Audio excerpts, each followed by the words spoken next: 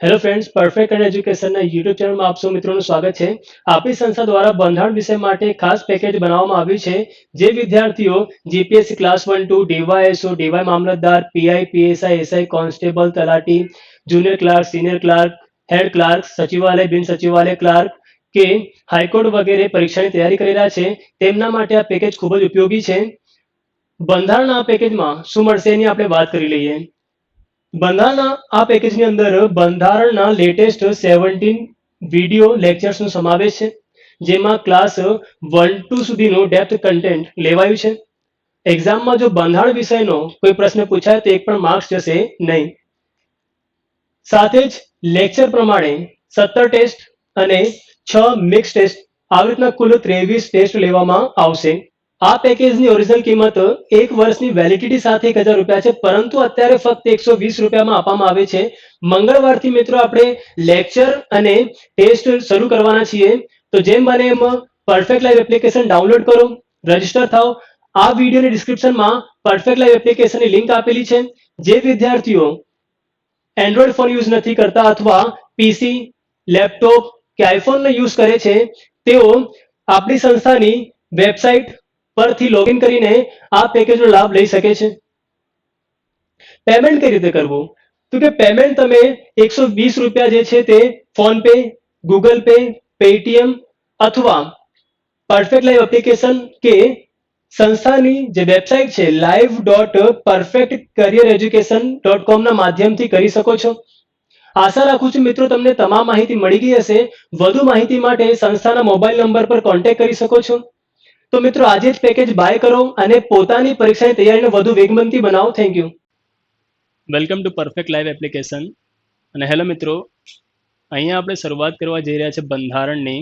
આ તમારા માટે એક ડેમો જેવું રહેશે, જેમાં આપણે વાત કરીશું કે આ બંધારણ વિષયનું મહત્વ કેટલું છે આપણી એક્ઝામમાં, અને સાથે જ કે શું ભણવાનું હોય છે બંધારણની અંદર. મતલબ એક પ્રકારનું આપણી પાસે એક સિલેબસ તૈયાર થઈ જશે બંધારણનું. વાત કરીએ આપણે એક્ઝામમાં, તો સૌથી પહેલાં આપણે વાત કરીએ ક્લાસ 1-2 એક્ઝામ જે હોય છે આપણી, પ્રિલિમ હોય કે મેન્સમાં તો અલગ સબ્જેક્ટ બી હોય છે.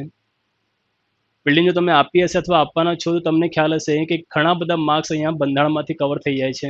ક્લિયર? તો ક્લાસ 1-2ની આપણે વાત કરીએ, એમાં ખાસું વેટેજ ધરાવે છે. લગભગ 30 થી 40 ક્વેશ્ચન આપણને અહીંયા જોવા મળશે બંધારણમાંથી પ્રિલિમમાં.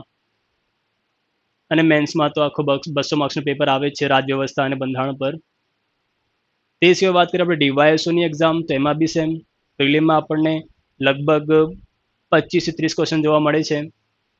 અને પછી વાત કરીએ આપણે પીઆઈની એક્ઝામમાં, તો એમાં બી સેમ 30-40 ક્વેશ્ચન આપણને જોવા મળે છે, જે પ્રિલિમ એક્ઝામ હોય છે 300 માર્ક્સની. એમાં મતલબ ક્લાસ 1-2 હોય કે સુપર ક્લાસ 3 હોય, એમાં તો સારું વેટેજ આ બંધારણ વિશે ધરાવે છે. ક્લાસ 3માં આપણે આવીએ તો બિન સચિવાલય છે. લાસ્ટ પેપર ગયો બિન સચિવાલયનું, તમે જોયું હશે કે સારું એવું બંધારણનું વેટેજ એની અંદર બી હતું. ક્લિયર?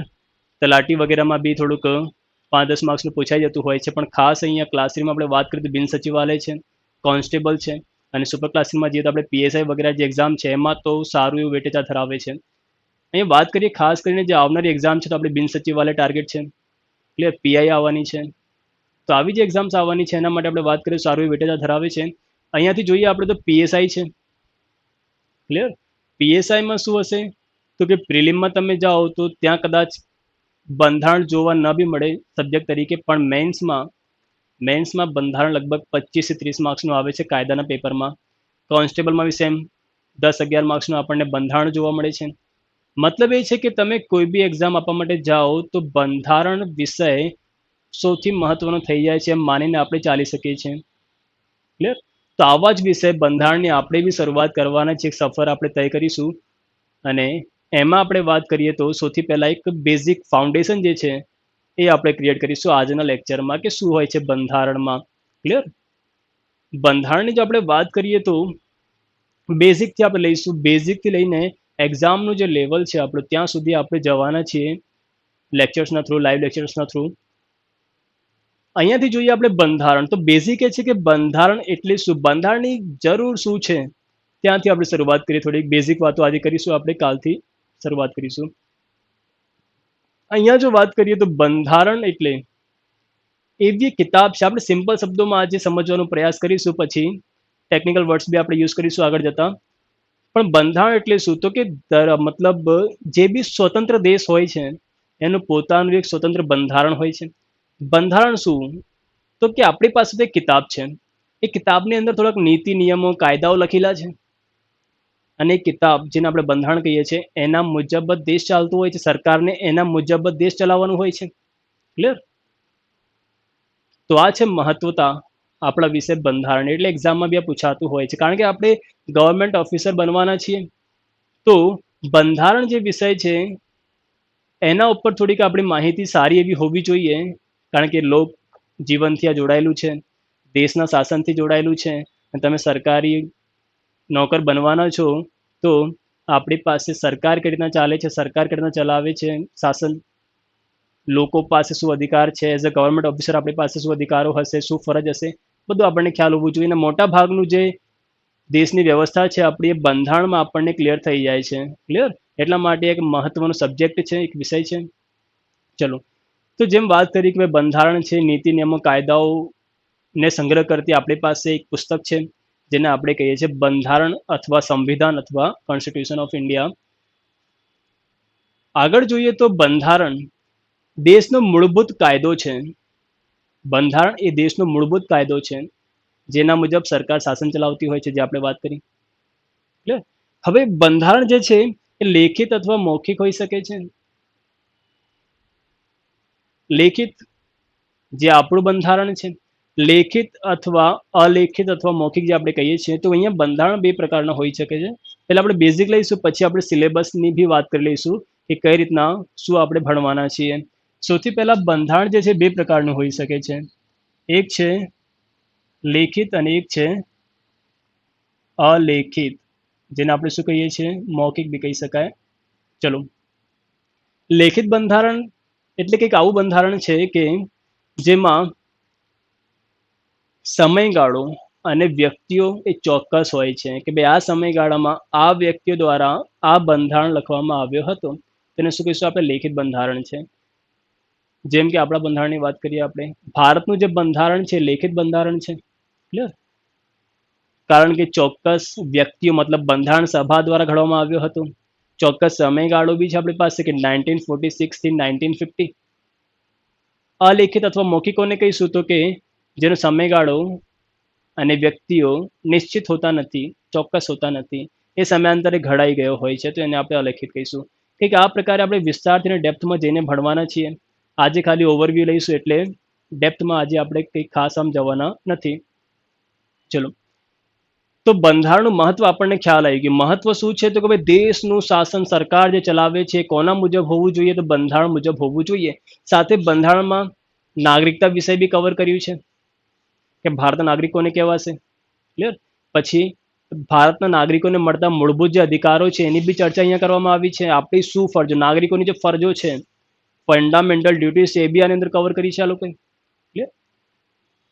તો સારી સારી વાતો છે આની અંદર અને આપણે એને કવર કરીશું.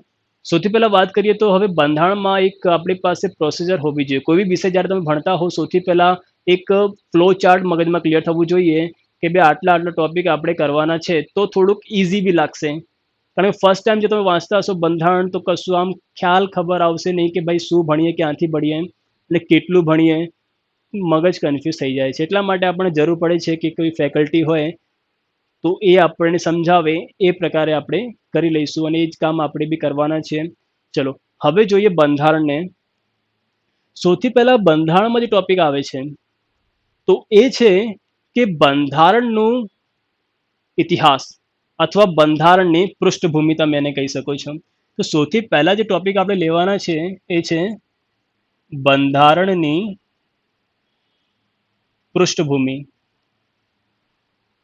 કે બંધારણની નીંવ કઈ રીતના નખાઈ. હવે અહીંયા શું વિચાર આપણે કરવાનું છે? તો આપણને ખ્યાલ છે કે એક સમયે રાજા મહારાજા નવાબોનું શાસન હતું, તો જે એ ધારતા એ જ એમનો કાયદો હતો. એટલે રાજા મહારાજા કે નવાબને તો કશું આમ બંધારણ વગેરેની જરૂર હતી નહીં.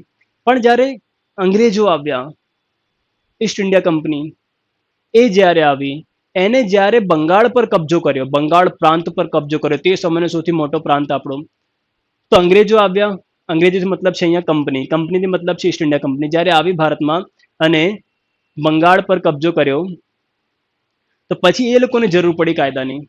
એ લોકોને જરૂર પડી કે ભાઈ કાયદો આપણી પાસે હોવું જોઈએ, કારણ કે કંપની હતી, એ તો શાસન ચલાવવાનું હતું. એનો મતલબ એ છે કે બંગાળ પર શું આવ્યું અહીંયા? કંપની શાસન. બંગાળ પ્રાંત પર તે સમયના આ વાત આપણે કરી રહ્યા છે.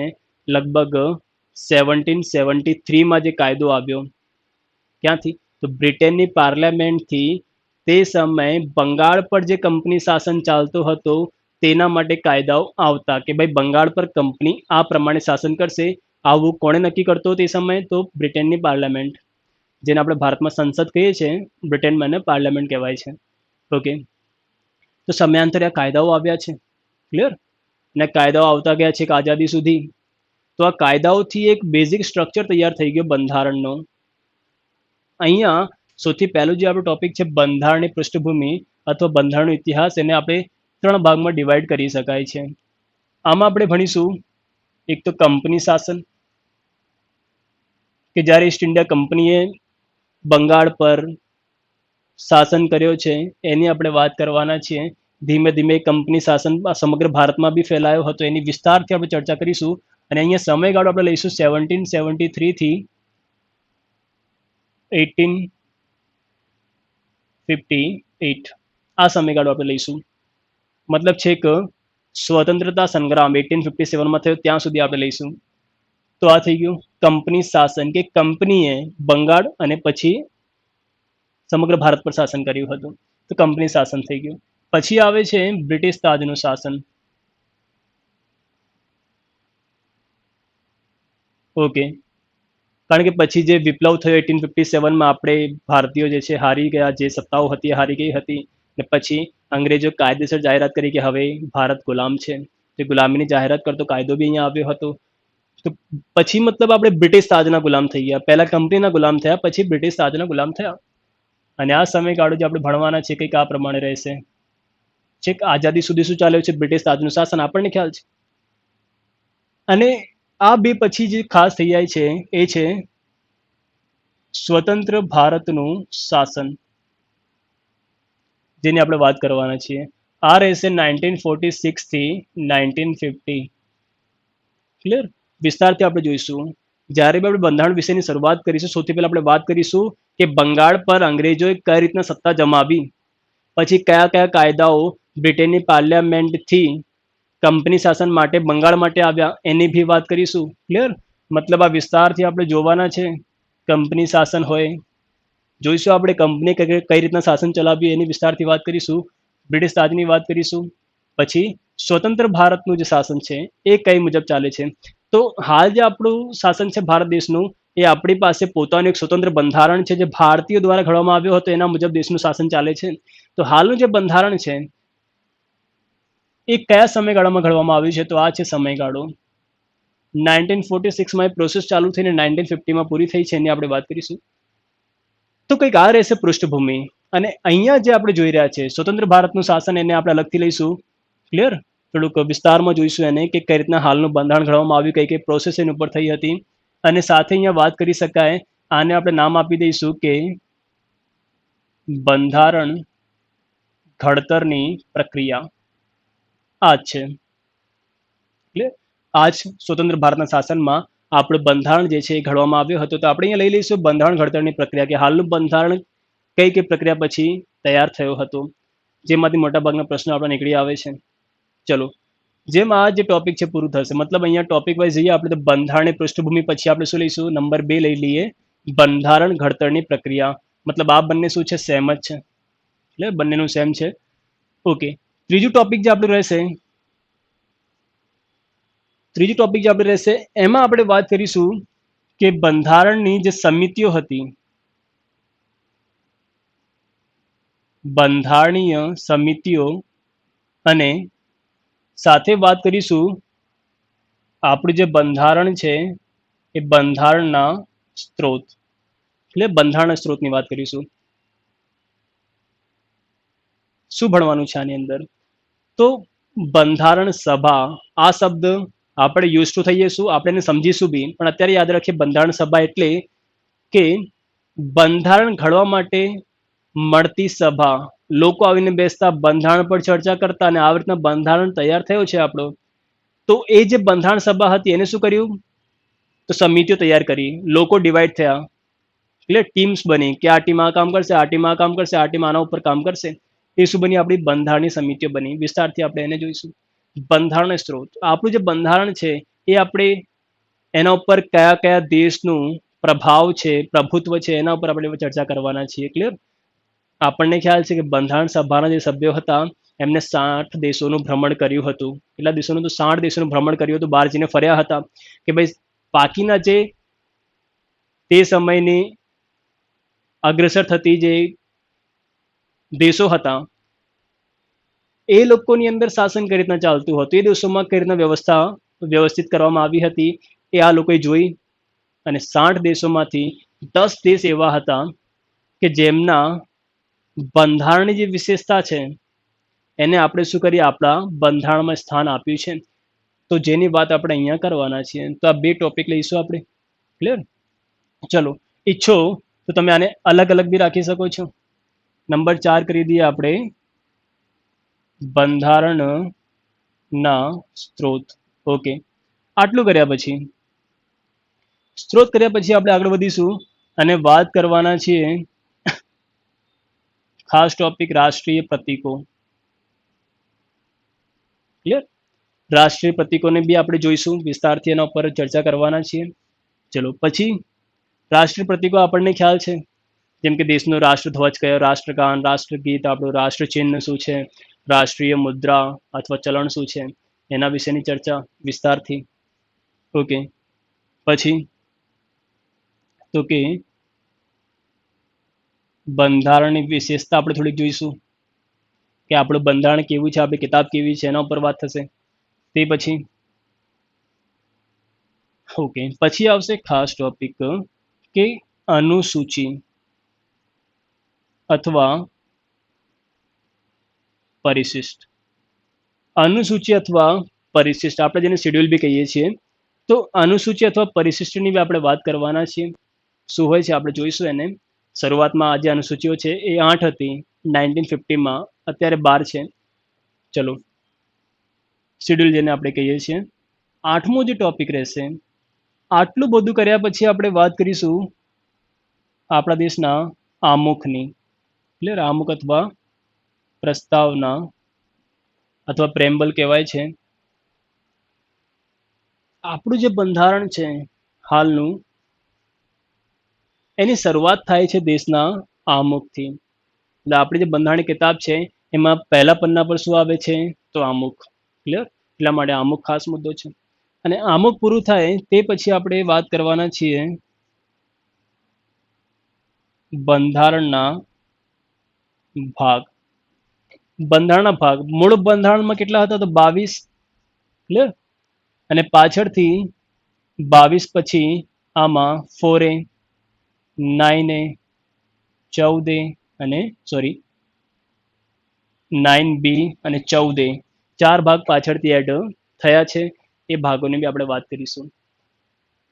મતલબ મોટા ભાગનું જે બંધારણ છે ક્યાં રહેલું છે?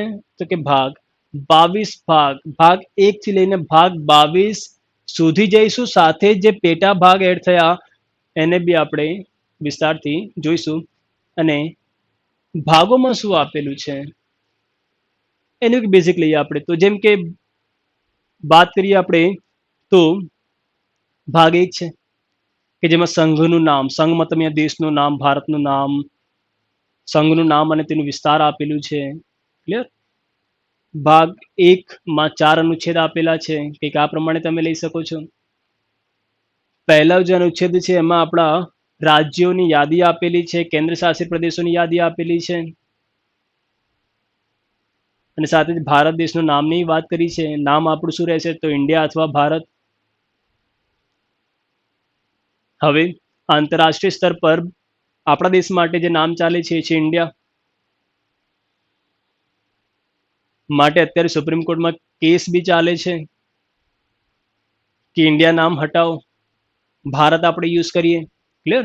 કારણ કે જે ઇન્ડિયા નામ છે એ યુરોપીય કન્ટ્રી દ્વારા આપવામાં આવેલો હતો, જેને આપણે વિસ્તારથી આમ ચર્ચા કરીશું, એને બી જોઈશું આપણે. તો ભાગ એક દેશની વાત કરી છે.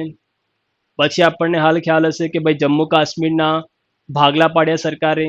જમ્મુ કાશ્મીર જે પહેલા એક રાજ્ય હતો એનો રાજ્ય તરીકેનો દરજ્જો રદ કર્યો અને એને કેન્દ્ર શાસિત પ્રદેશ તરીકે બે ટુકડા કરીને અલગ કર્યા. તો આવું સંસદ કરી શકે છે. આવી વાત કરી છે અનુચ્છેદ નંબર 3 માં. તો એ બી પ્રેક્ટિકલી બી આપણે જોતા રહીશું કે ભાઈ સત્તા સંસદ પાસે કઈ રીતના હતી. ક્લિયર. પછી ભાગ 2 આવે છે આપણું, એમાં વાત કરી છે આ લોકો નાગરિકતાની. નાગરિકતા જોઈશું આપણે કે ભાઈ નાગરિકોને કહેવાય છે, નાગરિકો પાસે શું અધિકાર હોય છે ભારતના, એને લગતા અનુચ્છેદ બી આપણે જોઈશું. ક્લિયર. એવા ભારતીયો જે એક સમય ભારતીય હતા પણ હાલ વિદેશમાં રહેતા હોય તો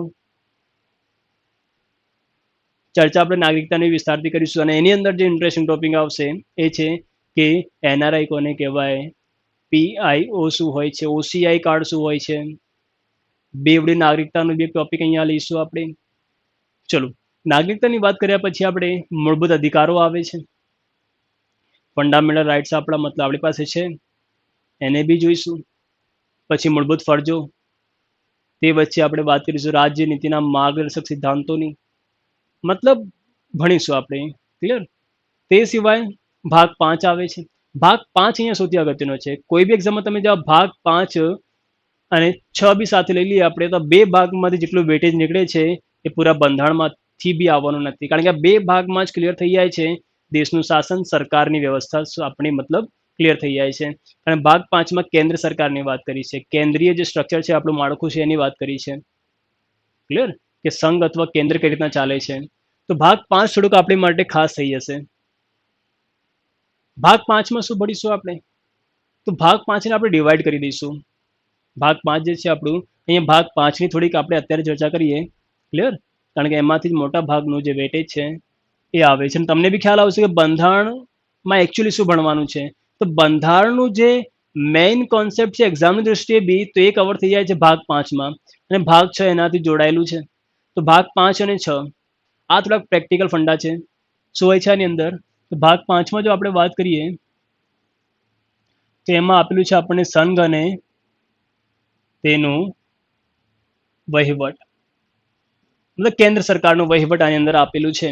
અને આ જે ભાગ છે અનુચ્છેદ વગેરે તો આપણે લખીશું જ, અત્યારે ખાલી એક ઓવરવ્યૂ. આ જે ભાગ છે 3 ભાગમાં એને ડિવાઈડ કરી દઈશું આપણે. પહેલું રહેશે કારોબારી તંત્ર, પછી આવશે ધારાકીય તંત્ર અને પછી લઈશું આપણે ન્યાયિક તંત્ર. ઓકે, તંત્રોમાં ડિવાઈડ કરી દઈશું, 3 ભાગ પાડી દઈશું ભાગના બી. કારોબારી તંત્રમાં શું હોય છે? તો કે એવા બંધારણીય પદો કે જે કારોબાર કરતા હોય, મતલબ કાયદાનું અમલ લાવતા હોય. એક્ઝામ્પલ તરીકે જોઈએ આપણે તો રાષ્ટ્રપતિની અહીંયા વાત થશે, મતલબ રાષ્ટ્રપતિની વાતો બી કરવાની છે આપણે. ક્લિયર. નાગરિકતા ઠીક છે, મૂળભૂત અધિકારો બી છે, મૂળભૂત ફરજોની વાત કરીશું, પણ અહીંયા રાષ્ટ્રપતિ વગેરે બી આની અંદર આવી જશે. મતલબ પોલિટિક્સ, મોટા ભાગનું જે રાજકારણ તંત્ર છે આપણે ક્લિયર થઈ જશે. તો રાષ્ટ્રપતિ અહીંયા વાત થશે, પછી ઉપરાષ્ટ્રપતિની, પછી દેશના વડાપ્રધાન આપણા મોદી સાહેબ, સત્તાઓ શું છે એમની પાસે, એમના કાર્યો શું હોય છે, એમને લાયકાત શું હોવી જોઈતી હતી. તો વડાપ્રધાન જો તમારે બનવું હોય શું જોઈએ એની વાત બી કરીશું. ક્લિયર. શું મહત્વ છે, શું વિશેષતા છે વડાપ્રધાન પદની, સત્તા શું, કાર્યો શું, વિસ્તારથી. ચલો, પછી વડાપ્રધાન બને તેમની મંત્રી પરિષદ બી બનતી હોય છે. તો અહીંયા વાત કરીશું આપણે કેન્દ્રીય મંત્રી પરિષદની. અને પાંચમું જે આવે છે એ છે એટર્ની જનરલ. એટર્ની જનરલ જોઈશું. તો આ થઈ ગયા પહેલા 5 જે સામે ભણવાના છે આપણે કારોબારી તંત્રમાં. તો આ 5 પદો છે બંધારણીય, એમાં એક આપણી ટીમ બી આવી ગઈ મંત્રી પરિષદ. ક્લિયર. એ સામે આવી જશે કારોબારી તંત્રમાં ભાગ 5ની અંદર. ચલો, જે તમે નામ ક્યાંક ને ક્યાંક સાંભળ્યા હશે, ભાઈ રાષ્ટ્રપતિ, ઉપરાષ્ટ્રપતિ, વડાપ્રધાન, આ નામો તો સાંભળ્યા જ હશે. એટર્ની જનરલ જો બંધારણ ન ભણ્યા હોત તો આ નવો છે. દેશનો પ્રથમ ક્રમાંકનો કાયદા અધિકારી છે એટર્ની જનરલ. ક્લિયર. માટે ખાસ થઈ જાય છે. વાત કરીશું આપણે. તો આ 5 ટોપિક અહીંયા થઈ જશે. ધારાકીય તંત્રમાં શું ભણવાના છીએ? તો એ છે દેશની સંસદ. ધારાકીય તંત્ર પહેલા તો કોને કહેવાય? તો એવું તંત્ર કે જે કાયદાઓ ઘડતો હોય, કાયદા બનાવતો હોય, એને શું કહીશું આપણે? ધારાકીય તંત્ર. ધારાઓ બનાવે છે. સંસદ આની અંદર આવી જશે. હવે સંસદના બી જો ભાગ પાડવા હોય તો યાદ રાખજો, સંસદ કોને કહેવાય છે આપણા દેશમાં? તો કે રાષ્ટ્રપતિ, પછી રાજ્યસભા અને લોકસભા. આ ત્રણેય ભેગી થાય તો પછી એને શું કહી દઈશું આપણે? સંસદ કહેવાય છે. સંસદ મતલબ જે આપણા દેશ માટે કાયદાઓ બનાવે છે. ક્લિયર? બંધારણમાં બી જો કોઈ સુધારા ઉધારા કરવાના હોય તો કોણ કરે છે? સંસદ કરે છે. સંસદ કોને કહીશું? તો કે રાષ્ટ્રપતિ છે, રાજ્યસભા છે, લોકસભા ત્રણેય ભેગા થાય એટલે પછી સંસદ આપણે એને કહી શકાય છે. તો સંસદ અહીંયા આવી જશે. સંસદ તમે ન્યૂઝમાં સાંભળતા બી હશો કે સંસદ છે, ભારતીય સંસદ, ઇન્ડિયન પાર્લામેન્ટ, કઈ રીતના કાર્ય કરે છે, એની કાર્યપ્રણાલી શું છે.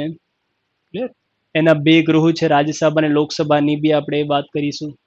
તો આ પ્રમાણે આપણું ધારાકીય તંત્ર જે છે એ પૂરું થશે. અને જેમ ધારાકીય તંત્ર પૂરું થાય પછી આપણે વાત કરીશું ન્યાયિક તંત્રની. ન્યાયિક તંત્ર તો આપણને ખ્યાલ છે ન્યાયિક કાર્યો માટે કાર્ય કરતો હોય, લોકોને ન્યાય આપવા માટે કાર્ય કરતો હોય, ચલો કાયદાનું રક્ષણ કરતો હોય, એને શું કહી દઈશું આપણે? ન્યાયિક તંત્ર. એમાં ખાસ સુપ્રીમ કોર્ટ અને એક નવો પદ આવી જશે આપણા માટે, કેગ, કમ્પ્ટ્રોલર એન્ડ ઓડિટર જનરલ. બાકી નામ તમે સાંભળ્યા હશે પણ આ જે બોર્ડ ઉપર માહિતી લખી એમાંથી એટર્ની જનરલ કંઈક અલગ છે અને કેગ જે છે આ થોડાક નવા પદો છે. જો બંધારણ વિશે ભણ્યું હશે તો ખ્યાલ હશે, અધરવાઇઝ બંને નવા નામ છે આપણા માટે. બાકીના નામ જો તમે ક્યાંક બી આમ ન્યૂઝ વગેરે જોતા હશો તો તમે સાંભળતા હશો કે રાજ્યસભા, લોકસભા, જેમ કે અત્યારે રાજ્યસભાના ઇલેક્શન બી ચાલે છે. ક્લિયર? તો આ છે ભાગ 5. મતલબ દેશનું જે વાસ્તવિક અત્યારે શાસન ચાલે છે, જે શાસન ચાલી રહ્યું છે એને લાગતા પદો અહીંયા ક્લિયર થઈ જશે. જો ભાગ 5 તમે ભણી લેશો ને તો તમને ખ્યાલ આવી જશે કે રાજકારણ કઈ રીતના થઈ રહ્યું છે. પછી ક્યાંય બી તમે સંસદ આમ શબ્દ સાંભળશો તો તમને ઇન્ટરેસ્ટ આવી જશે, કારણ કે તમને પછી ખ્યાલ હશે કે સંસદ એકચ્યુઅલી છે શું. ક્લિયર? કઈ રીતના કાર્ય કરે છે અહીંયા લોકો, સાંસદ કોને કહેવાય, વિધાયક કોને કહેવાય છે, વાત આપણે અહીંયા કરવાના છે. અને આવી રીતના જ ભાગ 6 બી આવશે. ભાગ 6 માં શું હોય છે? તો કે રાજ્યની વાત કરેલી છે, રાજ્યનું વહીવટ આપેલું છે. મતલબ આપણું જે બંધારણ છે એમાં કેન્દ્ર અને રાજ્ય બંનેનું બંધારણ સમાવિષ્ટ કરી લેવામાં આવ્યું છે, જેના દ્વારા રાજ્યને પકડીને રાખવામાં આવ્યું છે. મતલબ સંઘીય શાસન પ્રણાલી છે આપણા દેશમાં, જે આપણે લાયા બ્રિટનમાંથી. ક્લિયર? તો ભાગ 5 અને ભાગ 6 આ બે ભાગ થોડાક લેન્ધી છે અને એમાં જ મોટા ભાગનું બંધારણ આપણું રહેલું છે. બાકી બધી ચર્ચા જે આપણે બોર્ડ ઉપર લખી છે એ પ્રમાણે આપણે કરીશું. ક્લિયર? તો કંઈક આ છે, તમે કહી શકો છો કે સિલેબસ એક પ્રકારનું. આ જ ટોપિકને નાના નાના ટોપિકમાં ડિવાઈડ કરી શકાય છે, પણ આપણે મોટા ટોપિકો અહીંયા લખી દીધા છે. ક્લિયર? મોટા ભાગનું જે બંધારણ છે તેમાં આપણે વાત કરી કે ભાગ 5 અને ભાગ 6 માં આપણું આવી જશે અને આમ જ આપણને બી સમય લાગશે કરવામાં. તો આ છે બંધારણ અને આ છે એક ફ્લો ચાર્ટ, એક પ્રોસેસ કે આવી રીતના આપણે બંધારણને ભણવું જોઈએ. જ્યારે તમે બંધારણને ભણતા હો તો સૌથી પહેલાં શું કરવાનું? તો કે બંધારણની શું જરૂર છે, બંધારણ એટલે શું, કે આવા પ્રશ્નથી આપણે શરૂઆત કરવાની. અને પછી આપણે જોવાનું કે બંધારણ આવ્યું ક્યાંથી, બંધારણની પૃષ્ઠભૂમિ કઈ રીતના બની. જે આપણે વાત કરી તે પ્રમાણે બે ભાગમાં ડિવાઈડ કરી નાખો. કંપની શાસન, બ્રિટિશ રાજનું શાસન. ત્રીજું બી છે સ્વતંત્ર ભારતનું શાસન, પણ એને આપણે લઈ લઈશું બંધારણ ઘડતરની પ્રક્રિયામાં. ક્લિયર? તો આવી રીતના ચાલશે આપણું બંધારણ. આગળ વાત કરીએ તો જે આપણે વાત કરી કે બંધારણની સમિતિઓ બની, પછી સ્ત્રોત કયા કયા છે આપણા બંધારણના, રાષ્ટ્રીય પ્રતીકો એક ઇન્ટરેસ્ટિંગ ટોપિક છે, બંધારણની શું વિશેષતા રહેલી છે આપણી, અનુસૂચિ અને પરિશિષ્ટ વગેરેની વાત કરીશું. પછી આમુખ અને પ્રસ્તાવના, આમુખ અથવા પ્રસ્તાવનાની વાત થશે. પછી 22 ભાગ સાથે 4 પેટા ભાગ બી આપણે જોઈશું અને આવી રીતના બંધારણ આપણું પૂરું થશે. મતલબ અંત સુધી આવતા આવતા તમને ખ્યાલ આવી જશે કે દેશનું શાસન કેવી રીતના ચાલે છે, દેશનું રાજકારણ કેવી રીતના ચાલે છે, તમારી પાસે શું અધિકાર છે. અત્યારે ભલે આપણે તૈયારી કરી રહ્યા છે, જો બંધારણ ન ભણ્યું હોય તો તમને એ બી ખ્યાલ નહીં હોય કે તમારી પાસે કયા કયા અધિકારો છે. કારણ કે આ દેશમાં આપણને કદાચ એવું ફીલ થાય છે કે આપણી પાસે કોઈ અધિકાર છે જ નહીં. ક્લિયર? કાનૂન વ્યવસ્થા જે કહે એ આપણે કરવું પડે. પણ એવું નથી, બંધારણ થોડાક આપણને અધિકારો બી આપેલા છે. એ અધિકારોની આપણે વાત કરીશું. ક્લિયર? અને તે સિવાય જો વાત કરીએ આપણે તો બંધારણમાં ભાગ 5 ભાગ 6 ને આપણે વિસ્તારથી જોઈશું. એક એક મુદ્દાઓ એની અંદરથી કવર કરીશું. મતલબ આ જે લેક્ચર્સ થશે આપણા, તમે માની શકો છો કે તમે ક્લાસ 1-2 કરતા હો, સુપર ક્લાસ 3 કરતા હો કે ક્લાસ 3 કરતા હો, બધું જ આની અંદર કવર થઈ જશે. ક્લિયર? બધા જ ટોપિક એની અંદર આવી જશે. કારણ કે હવે જે પ્રમાણે એક્ઝામનું લેવલ વધી રહ્યું છે તે જોતાં હવે કોઈ બી ટોપિકને તમે ઇગ્નોર ના કરી શકો કે ભાઈ આ તો ક્લાસ 1-2માં આવે છે તો હવે ક્લાસ 3માં ન આવી શકે. આ ટોપિકમાંથી ક્યારેય કોઈ પ્રશ્ન આવતા નથી તો આપણે છોડી દઈએ. ઘણા લોકો ભાગ બીજા આઈએમપી હોય છે એ જ કરાવે છે ક્લાસમાં.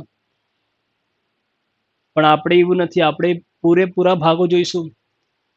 ક્લિયર? 22 ભાગ આપણે જોવાના છે. મતલબ કંઈ બી આપણે બાકી મૂકીશું નહીં. કારણ કે હવે કોઈ બી એનાલિસિસ જે છે એ કામ આવતું નથી. તમે પેપર ઉપાડો, એનાલાઇઝ કરો કે ભાઈ આ ટોપિકમાંથી વધારે આવે છે તો આપણે આ ટોપિક કરી લઈએ.